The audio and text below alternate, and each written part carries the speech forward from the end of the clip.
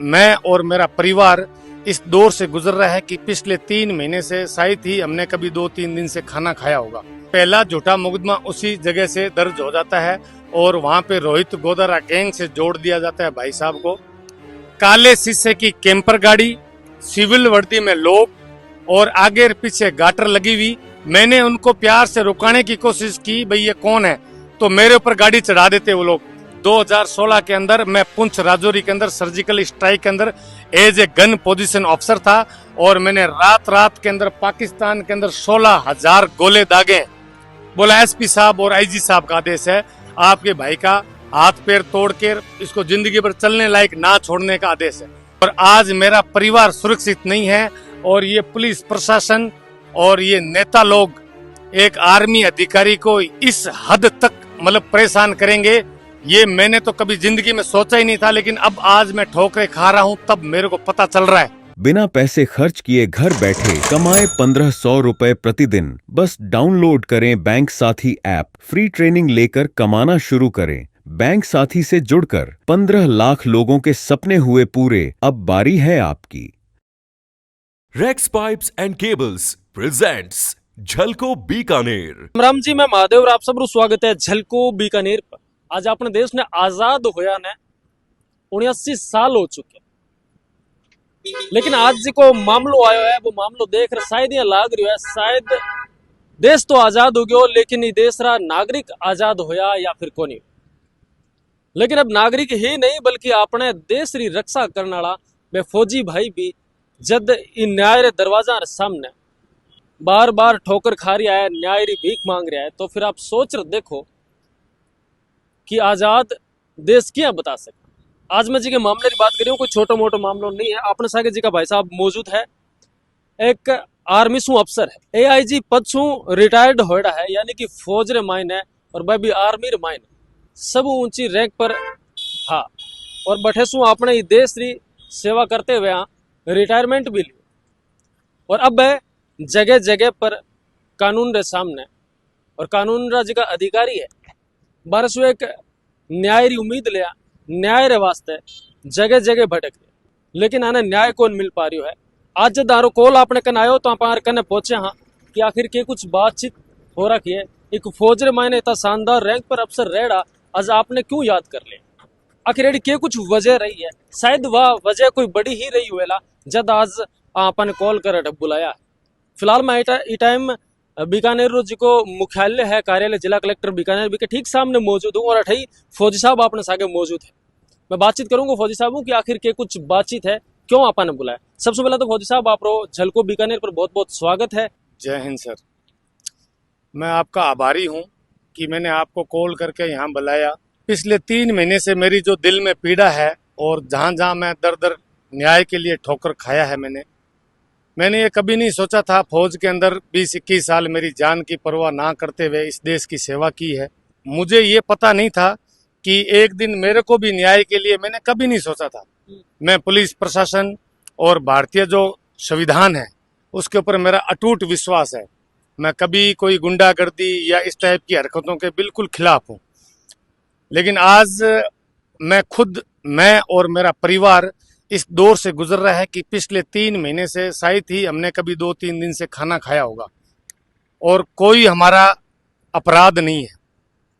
फिर क्यों आप बार बार कानून का चक्कर काट रहे हो? के बात हुई है कि अपने के चीज रू न्याय चाहिए जी को न्याय मांगने वास्ते आप जगह जगह भटक रहे हो। मैं आपको ये बताना चाहता हूँ कि ये बात है लगभग 17-18 मई की 2025 की। 17-18 मई 2025 मेरा छोटा भाई है सुरेश, जो कि ये पुलिस वालों ने उनके खिलाफ ऐसे अनगिनत झूठे मुकदमे दर्ज कर रखे हैं, जिसके अंदर 15-16 मुकदमे हैं, जिसमें से 5-6 मुकदमों में तो बिल्कुल राजीनामा हो रखा है और लोगों ने बोला कि हमने गलती से मुकदमा दर्ज करवा दिया है। और कुछ से एक मुकदमे हैं जो कि पुलिस ने गलत दर्ज किए और उसमें एफआईआर लग गई है, फिर भी पुलिस ने उसको हिस्ट्री शीटर मान लिया है। मई 2025 की बात है कि वो किसी लेडीज जो कि हमारी जान पहचान की है, उसका कोई पेमेंट का हिसाब किताब था और उसने बोला कि बेटा आप मेरे साथ में चलो और मेरा पेमेंट का कोई हिसाब किताब है, ये मेरा बेटा है, उसमें पैसे मांगता है। तो देखो भाई साहब, पैसे का हिसाब किताब में आदमी, आज हम राजस्थान परंपरा से बिलोंग करते हैं, हमारा भी एक फर्ज बनता है कि हमारे पास में कोई भी आता है तो चलो भाई चलते हैं, बात करते हैं। अगर कोई पैसे मांगता है तो उसे जाके बोलते हैं भाई क्यों नहीं दे रहा है, भाई कोई बात है तो बता। ये लोग वहां जाते हैं और पहला झूठा मुकदमा उसी जगह से दर्ज हो जाता है और वहां पे रोहित गोदारा गैंग से जोड़ दिया जाता है भाई साहब को। जिसने मुकदमा दर्ज करवाया है वो बंदा एफिडेविट दे चुका है मेरे पास में कि भाई मेरा कोई इंटेंशन नहीं था और मैंने पुलिस के कहने पे झूठा मुकदमा दर्ज करवा दिया। मतलब जिके बंदे पहला मुकदमा दर्ज कराया, जिको परिवार दिया है, मैं खुद आबाद कह रहा है। बे खुद आबाद कह रही है बे, 500 रुपया के स्टाम्प के ऊपर नोटरी अटेस्टेड करवा के दर्ज, मतलब मेरे को दे दिया है कि हमने झूठा मुकदमा दर्ज मैंने नहीं कराया। मेरे को पुलिस प्रशासन बीकानेर ने बोला कि इनको सुधारना है या इनको सबक सिखाना है, कोई नेता या राजनेता का किसी का हाथ है। कोई बात नहीं, मैं बोला भाई बहुत अच्छा किया। अब वो आदमी राजीनामा करके और उसने मतलब एफिडेविट दे दिया मेरे को। उस दिन से ये शुरुआत होती है और उसके बाद में ये अपना 27 जुलाई 2025 यानी कि आज से 17-18 दिन पहले हमने अपने समाज का एक कोई आदमी है जिसने हमारे बिश्नोई समाज के लिए बहुत अच्छे कार्य किए। बिश्नोई समाज के युवाओं ने दिल से ये सोचा भाई इस आदमी का स्वागत और अभिनंदन करना चाहिए, क्योंकि इस आदमी ने निस्वार्थ विदाउट किसी पद के होते हुए समाज में अपना खुद का मेहनत करके और अपने समाज के लिए इतने अच्छे कार्य किए। हमने उसका स्वागत किया। उस स्वागत से किसी नेता, किसी पार्टी विशेष के नेताओं को एलर्जी हुई और उस आदमी ने हमारे खिलाफ, मेरे भाई के खिलाफ, मेरे नहीं मेरे भाई के खिलाफ और लोगों के खिलाफ झूठे मुकदमे दर्ज कराने का एक सिलसिला शुरू किया। लगातार 3 झूठे मुकदमे नोखा थाना में दर्ज करवा दिए, जिसके अंदर एक झूठा मुकदमे के अंदर मेरा और मेरे 80 साल के मेरे पिताजी है जो कि डायबिटिक है, मैं एक आर्मी का अधिकारी हूँ। मैं और मेरे बाप का भी नाम डाला उसमें। मैं पिछले 20 दिन से भटक के और भारत के अंदर जो न्याय व्यवस्था है वहां जाके मैंने अपनी आवाज लगाई और उन तीनों मुकदमे के अंदर राजस्थान के हाई कोर्ट ने पुलिस को फटकार लगाते हुए ये बोला भाई ये बिल्कुल फाल्स और झूठे मुकदमे हैं, आप इसकी जांच करो और ऐसे ईमानदार आदमियों को परेशान मत करो और जो अरेस्ट है उसके ऊपर रोक लगाई जाती है। जब मैंने ये स्टे हैं मेरे पास में, ये स्टे हैं 3, इनकी ये कॉपियां पड़ी है। अच्छा, हाई कोर्ट का स्टे है, ये माननीय हाई कोर्ट का स्टे है। मैं तो न्यायपालिका के ऊपर भरोसा करता हूं हमेशा, और मैंने ये स्टे की कॉपी माननीय एसपी साहब, आईजी साहब और सब जगह मैंने भेज दी। उसके बावजूद मेरे भाई को यहाँ कोर्ट परिसर से गुंडागर्दी से मेरे पास में वीडियो पड़े हैं, काले शीशे की कैंपर गाड़ी, सिविल वर्दी में लोग और आगे पीछे गाटर लगी हुई। मैंने उनको प्यार से रुकाने की कोशिश की भाई ये कौन है, तो मेरे ऊपर गाड़ी चढ़ा देते वो लोग। मैं बड़ी मुश्किल से जान बचाई और मैंने पता किया तो पता चला भाई इन्होंने डीएसटी ने उनको उठा लिया। मतलब डीएसटी टीम आई ब्लैक का 4 महीने और कोर्ट परिसर मुंह ले गई। कोर्ट परिसर के अंदर जो कैमरे के अंदर रिकॉर्डिंग है वो मेरे को पता है, मैं बता सकता हूं, और उनकी रिकॉर्डिंग के लिए भी मैंने आरटीआई लगा के आवेदन किया है। उनको उठा के लेके गई, ले जाने के बाद में उनके साथ में अनऑथराइज अवैध हिरासत और मारपीट, उनको पता था कि स्टे है, उसके बाद में व्यास कॉलोनी थाना में उनको ले जाया गया।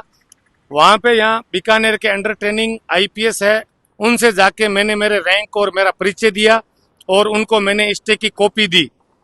उन्होंने बोला ठीक है स्टे है, हम आपको 5 मिनट में छोड़ देंगे। उसके बावजूद व्यास कॉलोनी थाना ने 151 में नाजायज रात भर रखा, बोला हम पूछताछ करेंगे। दूसरे दिन शाम को यहाँ एडीएम सिटी साहब के सामने मेरे भाई और 2-3 लोगों को यहाँ पेश किया गया और यहाँ से नौका पुलिस उठा के लेके गई। सबसे बड़ी दिलचस्प बात यही है कि नौका पुलिस को मैंने पूछा भाई आप किस मैटर में इसको उठाने के लिए आए हो, अगर आपके पास में कोई वारंट है? बोला वारंट नहीं है हमारे पास में, तो ऊपर से नेताओं का दबाव है और हमारे SHO ने बोला है कि सुरेश और उसके साथ में एक आदमी है, उसको उठा के लेके आओ। तो वो मेरे भाई और उसको अनऑथराइज यहाँ ADM सिटी से मेरे सामने कल शाम को 6 बजे यहाँ से उठा के लेके गए हैं और मैं रात को उनके पास में 9 बजे पहुंचा हूँ नोका थाना। मैंने बोला अब जब पे नेताओं और जिक्र कर रहे हो तो एडो कौन सो नेता है जी के वहां पर परिवार पर लाख हमारे जो देखो मैं तो फौजी आदमी हूँ, मैं एक आर्मी का अधिकारी हूँ। मैंने 21 साल इस देश की निस्वार्थ भाव, सर्जिकल स्ट्राइक ले लो, बालाकोट ले लो, हर जगह मैंने एज ए गन पोजीशन अफसर की ड्यूटी की है। सर्जिकल स्ट्राइक में भी आप हाँ बिल्कुल 2016 के अंदर मैं पुंछ राजौरी के अंदर सर्जिकल स्ट्राइक के अंदर as a gun position officer था और मैंने रात रात के अंदर पाकिस्तान के अंदर 16,000 गोले दागे मैंने इस देश के लिए। और आज मेरा परिवार सुरक्षित नहीं है और ये पुलिस प्रशासन और ये नेता लोग एक आर्मी अधिकारी को इस हद तक मतलब परेशान करेंगे, ये मैंने तो कभी जिंदगी में सोचा ही नहीं था। लेकिन अब आज मैं ठोकरें खा रहा हूं तब मेरे को पता चल रहा है।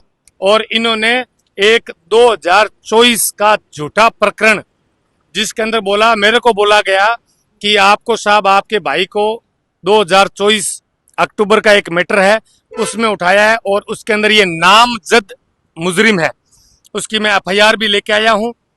और जिसने FIR कराई है वो एक लड़की है जो मेरे रिलेटिव, मेरे लगते में मतलब सिस्टर है, मेरी बहन है। वो लड़की आज आके और ये स्टाम्प पेपर के अंदर लिख के गई है और माननीय जो ACM साहब है उनके सामने बयान दे के गई है कि मैंने इसके भाई का कोई नाम नहीं दिया, ये तो हमारा पड़ोसी है। और पुलिस के सामने मैंने जाके 2 बार बयान दे के बोल के आई हूँ भाई इसका कोई रोल नहीं है, लेकिन भाई साहब फिर भी पुलिस फंसा रही है तो मैं क्या कर सकती हूँ। जी का मुकदमो दर्ज करायो बे साफ मुकर रहा है भाई, ओ बंदो होई कोनी, फिर भी पुलिस वाला गिरफ्तार कर फिर भी पुलिस उसको आज नाजायज PC पे चक्के ले गई है। और पुलिस के अधिकारी रात मेरे को बोल रहे हैं कि या तो आप 5 लाख रुपए दे दो, नहीं तो आपके भाई के हाथ पैर तोड़ने का आदेश है। मैं बोला भाई साहब आदेश कौन दे के, आप किसने दिया? बोला SP साहब और IG साहब का आदेश है, आपके भाई का हाथ पैर तोड़ के इसको जिंदगी भर चलने लायक ना छोड़ने का आदेश है। तो मैंने भाई साहब उनको यही बोला भाई आप हाथ पैर तोड़ दो, आप नाजायज करने की आपने पराकाष्ठा पार कर दी है, अब आप हाथ पैर भी तोड़ दो, इसका इनकाउंटर भी कर दो। पुलिस ने अनऑथराइज मेरे भाई के साथ में मारपीट करके, ये सवाई मान सिंह SMS हॉस्पिटल के ट्रीटमेंट है, उसकी रीढ़ की हड्डी तोड़ दी। और वहाँ पे जुडिशियल डिपार्टमेंट है, वहाँ पे रिपोर्ट भी दर्ज है। और मैंने उसकी FIR दर्ज कराने के लिए डूंगरगढ़ गया, वहाँ पे इन बड़े बड़े अधिकारियों ने फोन कर दिए और वहाँ मेरा मामला नहीं सेट हुआ। ये MRI की रिपोर्ट है और ये SMS के अंदर MRI की रिपोर्ट है, ये SMS की रिपोर्ट है, सब रिपोर्ट पढ़ी है मैंने। अब मैंने ये पूरे मैटर का पूरा क्रिमिनल पिट बना के और मैंने हाई कोर्ट के अंदर लगाया है और मेरे को आशा नहीं 100% विश्वास है कि मेरे को हाई कोर्ट न्याय देगा। और ऐसा नहीं है कि मैंने इन अधिकारियों के दरवाजे नहीं खटखटाए, मैं न्यूज चैनल और ये जनता के सामने ऐसे ही नहीं आया हूँ। अब मेरी जो भी बात है, अब मैं इसके बाद में मेरे को यहाँ भी न्याय नहीं मिला तो मैं दिल्ली जाऊंगा और हमारे जो आर्मी के चीफ ऑफ स्टाफ है उनके PSO से मेरी बात हुई है, वहां जाऊंगा, डिफेंस मिनिस्टर से मिलूंगा। मैं मेरी आखिरी सांस तक न्याय के लिए लीगल तरीके से लड़ता रहूंगा। जो जो दोषी अधिकारी है उनको सेवा से बर्खास्त किया जाए, सस्पेंशन मेरा सिस्टम नहीं है। आखिर के कुछ एडी वजह रही क्यों हमारे भाई ने फंसाया जा रहे हो? फौजी साहब हर एक चीज रा साक्ष्य है जी का, आज सागे लेर चाल लिया, हर एक कागज है जी को आपने सागे लेर चाल लिया, 8 तक हॉस्पिटल जी की जांचा है पे भी आपने साथ में ले रहे पूरा जिका आरोप है बे आरोप आप सुनिया भी आरोप में आप लोग सामने रखे है आर जी का आरोप है बे आरोप सुनने बाद रमाइने आप लोगों ने के कुछ लाग रहे हो, आप लोगों ने के कुछ राय आप मैंने कमेंट माध्यम जरूर बताओ। तब ये वीडियो ने दब्र शेयर करना। मिला एक और नए वीडियो साके। जय हिंद।